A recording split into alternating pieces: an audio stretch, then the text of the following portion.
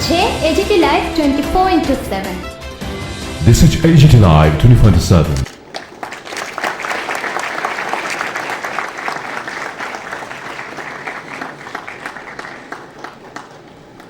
Medical Education, Government of Tripura. I consider it a great honor to welcome Professor Dr. Anup.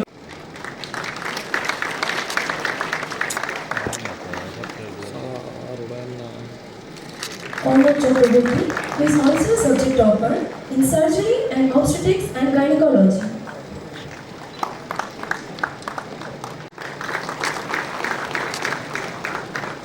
Who has also secured highest mark in medicine. আমি বলবো যে 20 বছর শুধু না, এটা চলতে থাকবে এবং যারা আজকে স্টুডেন্ট তারাও একদিন আমি যেটা বললাম ফ্যাকাল্টি হবে, বাইরে গিয়ে ত্রিপুরার নাম নিশ্চয়ই রোশন করবে এবং সবাইকে আমি হার্দিক অভিনন্দন। আমাদের মাঝে মঞ্চে উপস্থিত আছেন respected secretary health and family welfare ডিপার্টমেন্টের, যিনি একটু আগে ওনার মূল্যবান বক্তব্য এখানে রেখেছেন, শ্রী গীতে কিরণ কুমার দিনকা রাও, শ্রীমতী ব্রহ্মিত কৌর এডিশনাল সেক্রেটারি, উনি নিজে একজন MBBS doctor plus IS health and family welfare. আমাদের মাঝে উপস্থিত আছেন Shri Rajiv Dutta MD NHM, professor doctor HP Sharma director medical education, Shri Sanjeev Kumar Debbarma director health service government of Tripura এবং doctor Ranjan Das director family welfare and preventive medicine.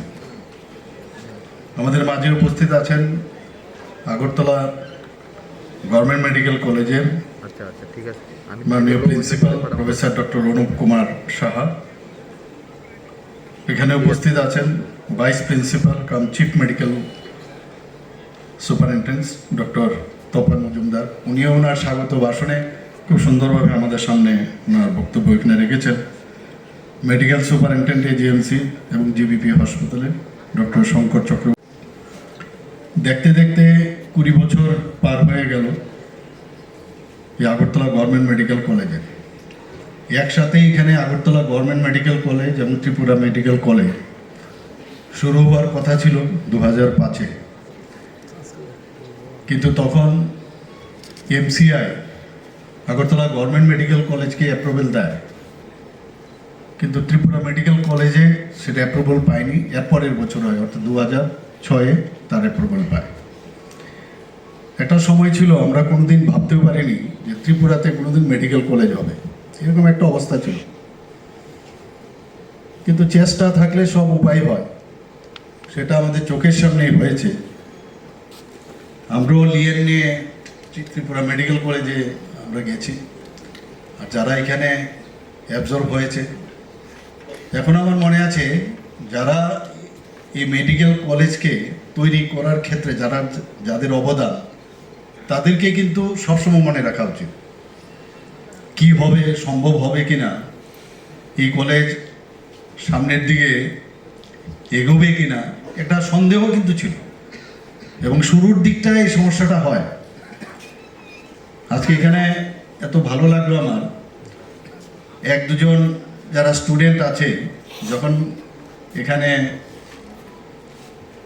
ওরাদের certificate নিতে আসলো তাদের ভালো রেজাল্টের জন্য, দেখলাম কয়েকজনের এত বেশি পপুলার যে হাততালির মাধ্যমে সমস্ত স্টুডেন্ট থেকে দেখলাম যে নিজেকেও আমি দেখলাম যে আমাদের সময়েও এগুলো হতো।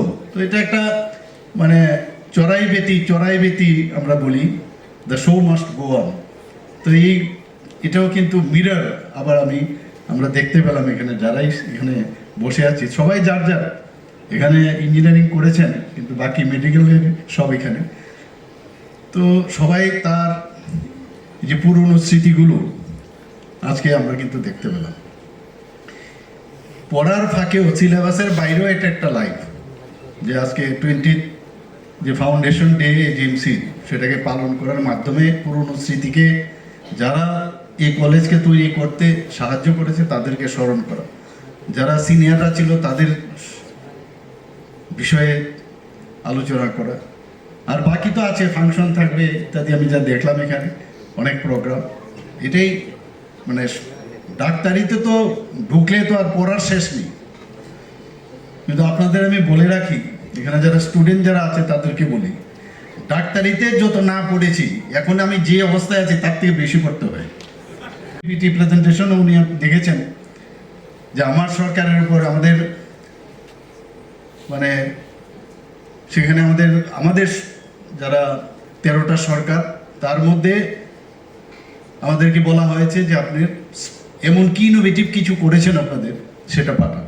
আমরা 2টো পাঠিয়েছিলাম। আপনারা সবাই জানেন যে এখন আমাদের গভর্নেন্সের উপরে আমি একটা প্রেজেন্টেশন আমরা তৈরি করেছিলাম, যে ত্রিপুরা একমাত্র জায়গা যেখানে স্টেট অফিস, বিধানসভা তো আছেই, ক্যাবিনেট থেকে আরম্ভ করে, স্টেট থেকে আরম্ভ করে ডিস্ট্রিক্ট এবং আমাদের সাব ডিভিশনাল এবং ত্রিস্তরীয় পঞ্চায়েত পর্যন্ত অফিস হয়ে গেছে।